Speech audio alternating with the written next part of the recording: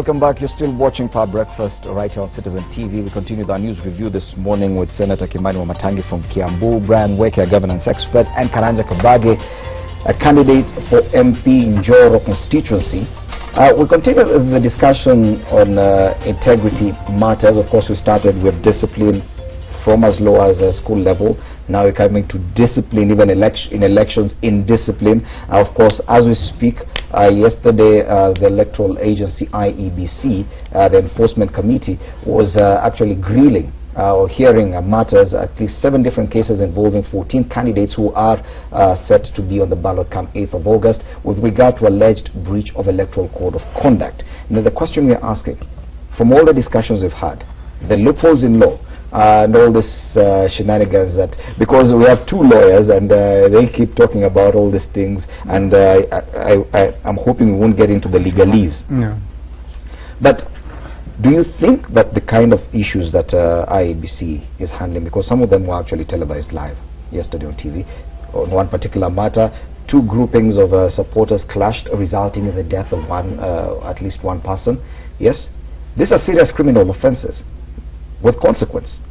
But do you think that as we stand, with the law as it is, that the IEBC actually, because the rulings are happening today, we're just trying to see if at all something will happen, do you think the IEBC will actually bar anyone? Well, or even attempt to bar anyone? Because the lawyers have spoken. The 2 of them, and I don't want to make this longer than we've talked about it. But from the common man's point of view, you see, the Constitution was not written for lawyers. It was not written for experts either. The Constitution is supposed to be written as a requirement that it can be read, understood, interpreted, and obeyed by the most pedestrian of Kenyans. And you do not require any person, when you are a Kenyan, to come daily and all the time to interpret and tell you what you are supposed to know and do as far as the law is concerned. But of course it is understood that it is the work of the courts to interpret that law.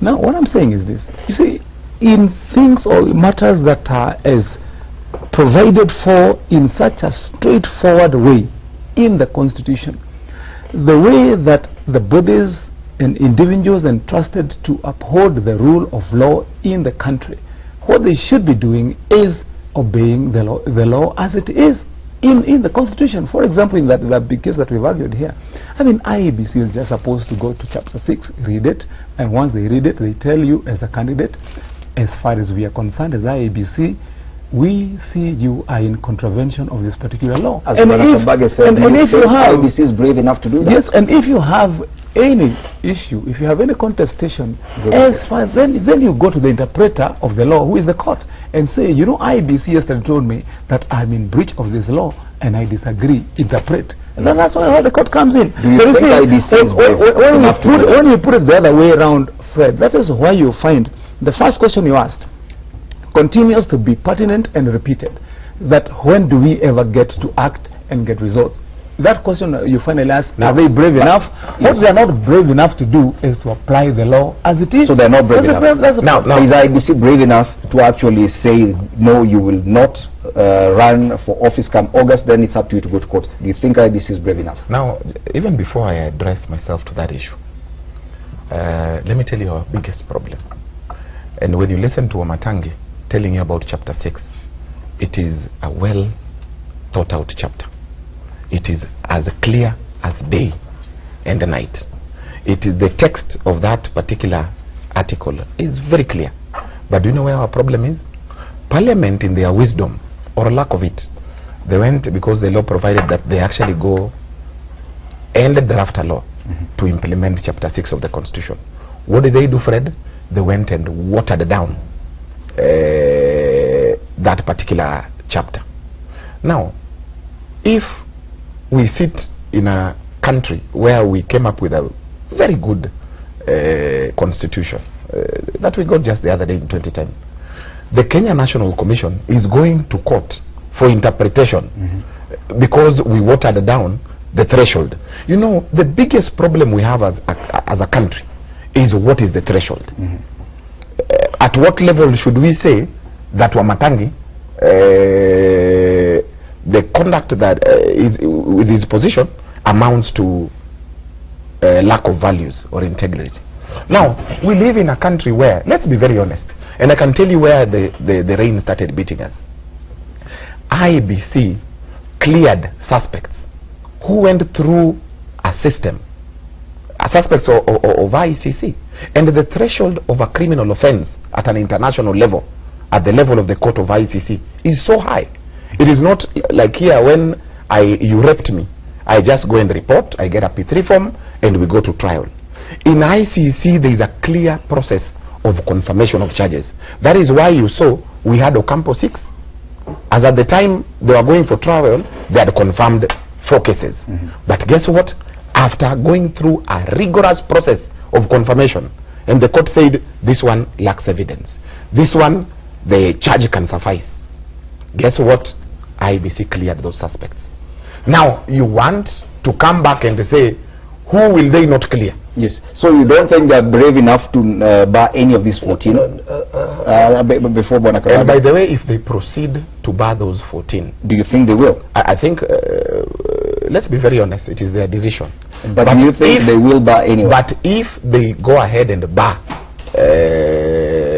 even 2 or 3 out of this, I can tell you clearly, they've gone against the precedents that they had actually set. Okay. But you don't think they might buy anyone? Clearly, if what they did to Wavinya is something to go by, I hope they do. I think, Brian, I would like to differ with him as far as the Ocampo 6 or Ocampo 4 is concerned, because a process was going on. The matter was in court, and there was no decision that these people are guilty or not guilty. And that he knows very well, we talk about the presumption of guilty. It is the basis, the presumption of innocence is the basis on which you are going to court, so that you are innocent until proven guilty.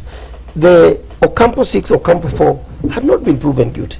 So let's not try to confuse the issues here. Let's go to the issue of IBC. You know, Article 84 of our Constitution recognizes the code of conduct that has been issued by IBC, which every candidate signs. Every one of us, including my good friend here, has signed, and I have signed it. And what is the import of Article 84? Article 84 says that the code of conduct that has been issued by IBC is the basis on which you as candidates will conduct yourselves. Yes. If you violate, IBC straight away should be able to say you cannot stand. Now go to court and challenge it. Yes. My bone of contention is with the IBC.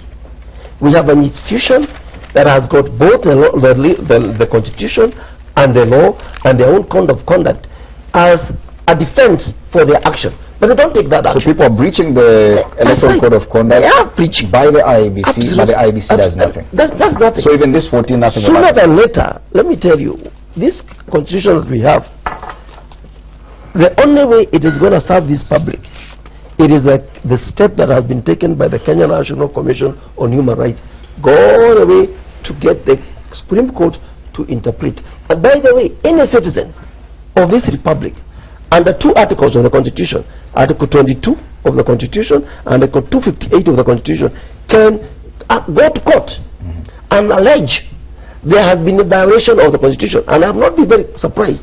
Sooner than later, IBC is going to be taken to court in violation of the Constitution itself. I think and this is very, very we have exhausted that subject now. Yes.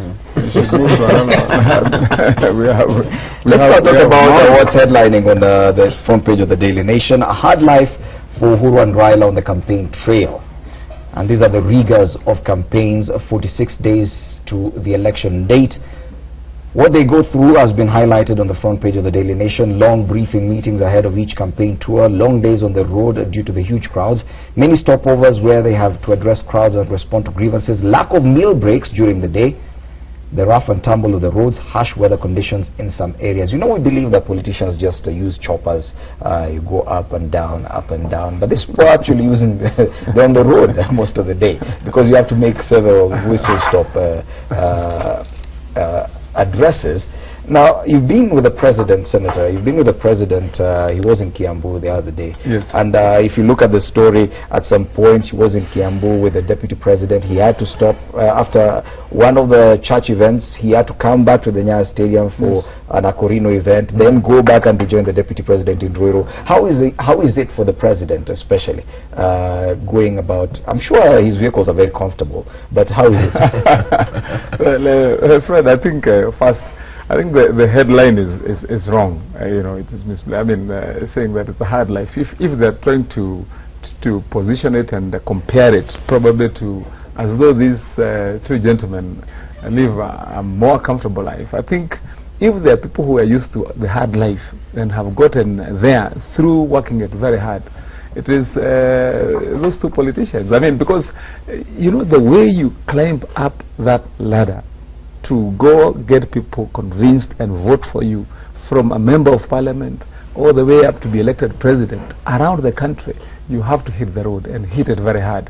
And for how many elections has Uhuru been into now? How many elections has Raila been into? I mean, cumulatively, as member of parliament, but the age catches up. Yes, the things you used to do 5 years ago. I'll tell you, in this thing there is no age. Where you have to go, you have to go. I mean, it is equally hard for them. It is equally hard for us, for me, for Karanja Kabage. You know, Brian also ran. I remember sometimes there when he was running. He was running with. I remember. Was it Father Karua? It is a hard life. You never went back to it. So, however, you know, it is involving campaigning. Like you said, I was the president, and you can imagine getting up, going to church, having to go address a rally, head back to Nyayo Stadium, address people, come back on the trail. The following morning, you are up early, you are out. A whole and 2 weeks. Still run the country. Sure, and still run. And you know, it is continuous, daily, day in, day out. You're not stopping. Like you're saying, sometimes, do you know, and people may not understand, sometimes they have to eat in the car.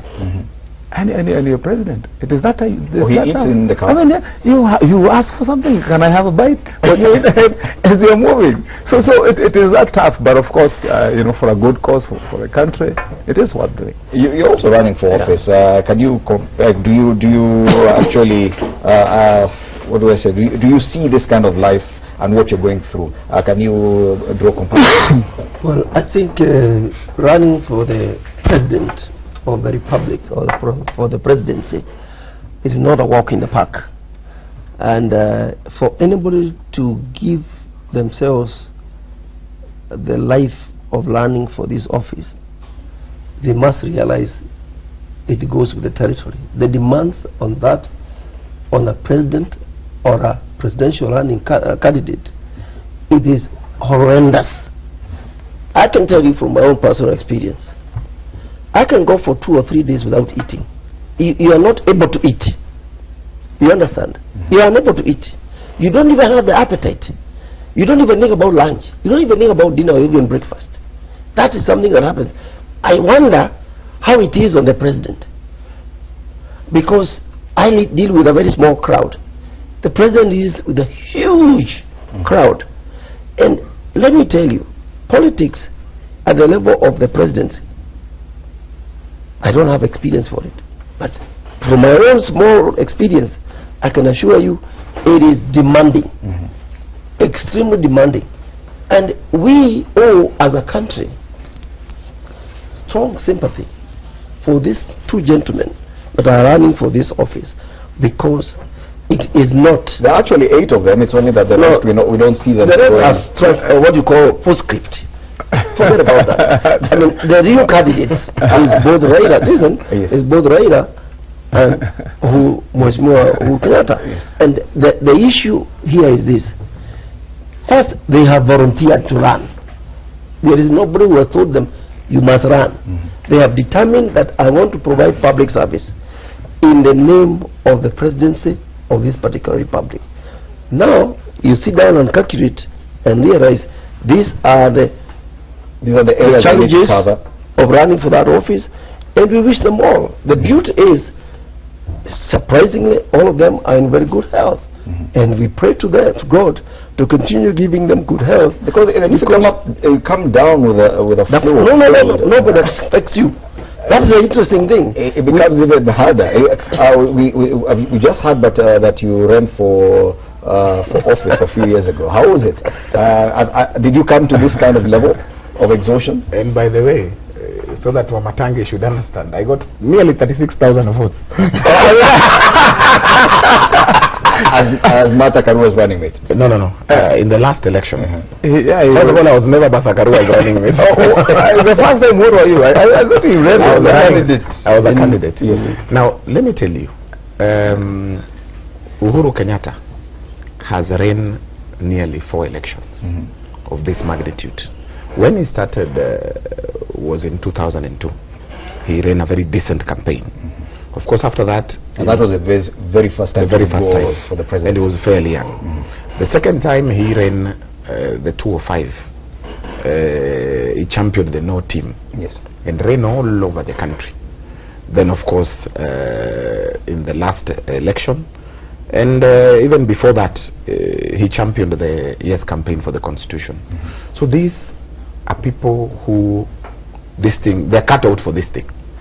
You don't see some level of exhaustion now, probably let me tell Raila Odinga? Let me tell you, Raila has also run a number of these campaigns. And this thing is like a drag to them. You see, daily Wamatangi, he has to wear red.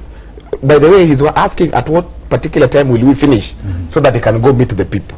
This thing is like a drag.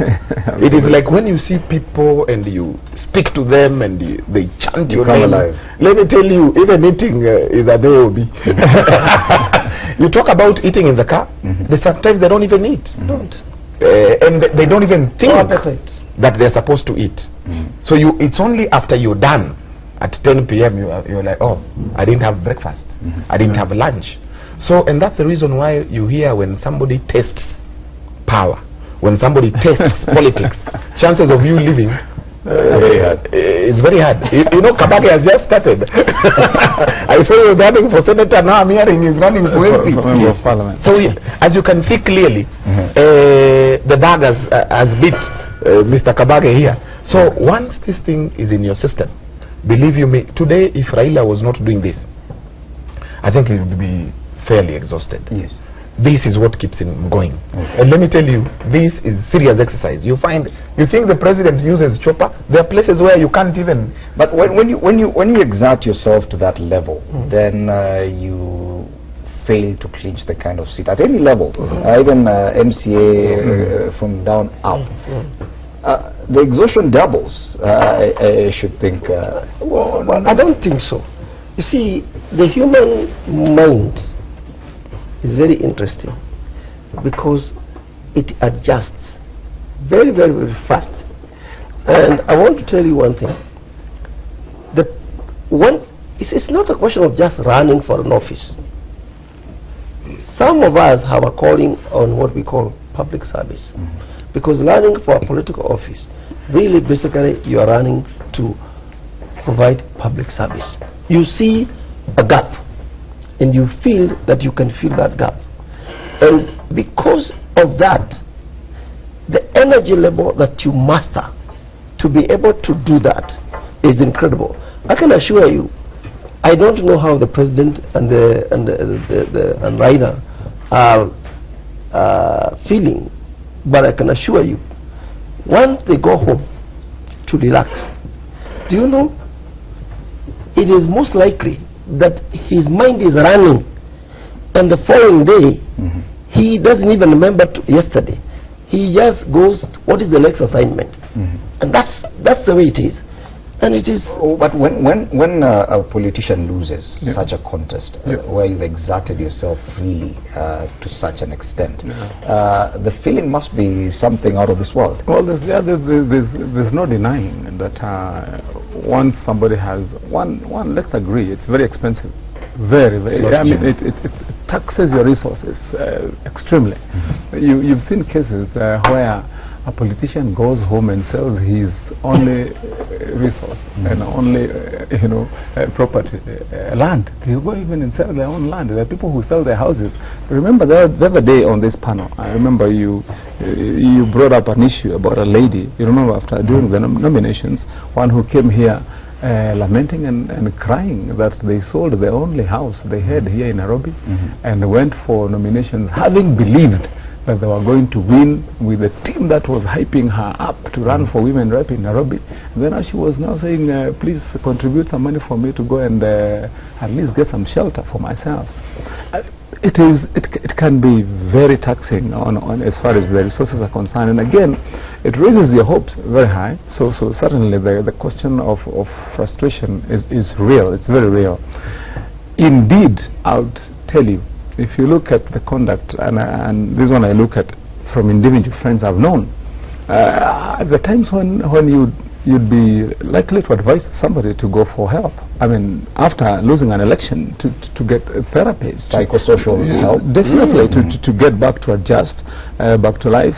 I mean, especially when you lose. Imagine you've lost, you spend all your money. Here you have children who have been looking up to you, and you are believing that you're going to be on the square. I mean, it has that effect, but by and large, once you've gone into it, lost once. I ran for office in 2007 as Member of Parliament for the larger Kikuyu then, and I lost. And so I know the feeling of losing it. But once you've lost once you lose it twice, like the two gentlemen now. You remember Uhuru lost in both have lost elections again in 07. He still come back. Raila the same. He's lost quite a few times. You get to gain the experience of losing and lost an election as well. Yeah. How is the feeling? Let me tell you, in a system like the Kenyan system, the one we call first past the post, there are no number twos. The winner takes it all. Yes. Let me tell you, Fred, it is a very traumatic experience. People just tend to think that it's only about you. Your children are involved, your wife, your friends, even people within the constituency who believed in that dream, and their families, they actually get very traumatized. So it is not an easy thing. It is not about you only. You can imagine, I've seen now Anyang' Nyong'o is running for governor, and the daughter is busy campaigning for Anyang' Nyong'o. Because, and this is a celebrity of that magnitude. When Kabage here is running, people believe in him. The daughter is a very good friend of mine. They believe in that dream. So it's not only traumatizing on the candidate, but also on the families. And the bigger the seat, the more traumatizing. Now you can imagine in the last election, Raila got over 5 million votes. And once you lose, there is no loser number 10. You see the way we are saying, we have the front runners and the joyriders. So there is no, once you're number 2, you're all joyriders. There is no position for number 2. Okay. The constitution does not provide that you serve 3 years, then number 2 serves 2 years. In a short while, we'll take a break so that we can discuss the biggest headline probably, and that's that it features on the front page of the Standard. Right. But do you have, you as politicians, do you have a plan probably, like, because yes, it's win or lose. You're running against some people. There has to be losers. Do you have a plan that in case I do not win, this is what I'm going to do immediately? Like the next day, this is what I'll wake up and do the following day. I have run and I have lost, and there is one thing I want to say to the audience. First, you who is a candidate, prepare before and after losing, because it is true, it is very, very traumatizing for a lot of people. But there is one thing that I've always believed, that if you are running for a cause, you should stick to that cause. What is usually the problem is the financial implications. Because the moment you go to the issue of even mortgaging where you live, selling your properties so that you win and hopefully you become, I think for me, you are underprovided or you are underprepared. You should never reach a point whereby you are selling that which is family because of politics. Because the moment you reach that point, then we have a very, very serious tragedy in the making. And by the way, Fred, 90% they actually end up selling their property. You know, if you look at people who have served, nearly 90% are actually poor. And that is the reason why, in the wisdom of Parliament, they compel members, once you're elected, to take mortgage so that they is somewhere. If you remember, there was a Luo guy who was a very, I think he was a minister for health. A very brilliant Oumamuga. If you see him in town walking, you'll actually shed tears. And that is the reason why Parliament, in their wisdom, they said, once you're elected, we have to give you mortgage and you pay within the specified period. But still, what do? After they have served, they realize that this last 100 meters, if I sell this property, things will change. Then they end up selling the property, and they end up not going back to Parliament. So let me tell you, we might joke with these things, but they are honest reality. There are quite a number of legislators who are not going back to either the National Assembly or the Senate. So this discussion is not just for the sake of it. There will be quite a number of losers. We have over 10,000 aspirants for various elective seats. Some of them, quite a number of them, will actually lose out. So this is something real. Senator, you wanted to say something? I want to say that that is mostly hyper. It's catalyzed by the fact that most of the time when you're going around, the electorate will always tell you where to view.